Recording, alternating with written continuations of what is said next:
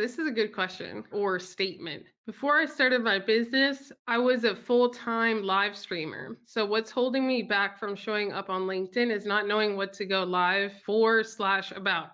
If you don't have clients, then it's a little bit harder. Then maybe you could go live and share your story, and from there could be questions. If you already have clients, then it should be pretty easy because you could compile maybe a list of the 10 most asked questions by your clients and your prospects, and then literally just go live and answer them. That's the thing. If you don't have any clients, then you just can show up. And sometimes it's just okay to be honest. I feel like people aren't honest enough. So let's say I was brand new. I could show up live and I could invite people and I could choose a generic topic, like let's say Q&A about business or Q&A about how I did this, that, and the other. And in the beginning of the live, I could say, this is my first time ever being live. I appreciate your support. I don't really know what my audience wants to learn. So I'm here to learn from you. Put your questions in the comments. I'll wait for the first question. And you could just sit there, or you could promote it in advance and gather questions from the audience. And even if it's just the first 3 questions that you get in DMs or in your comments or whatever on other social media platforms, then you can take those questions and answer it. And nobody's gonna be like, oh, I'm gonna look down on that person because it's their first live. It's actually the contrary.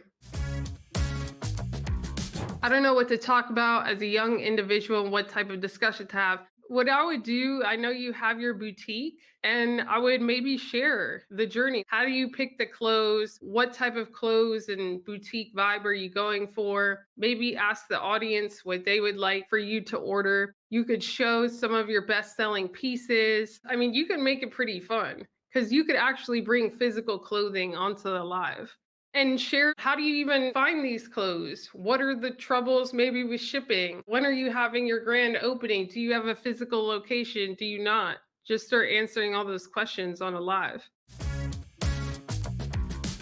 Yeah, it's okay to talk about technology on a live. It depends on your audience. So one of my business partners, Sean Carr, he is heavy into tech and his audience loves technology. So if he would go live and do the Apple Vision Pro and all of that, or just any type of new technology that he has in his office, how he hooks up his monitors, his lights, then his audience would probably love it. So it's really what you share is audience dependent, right? It's always about the people. And sometimes you have to experiment with what you share to see what the people's responses overall.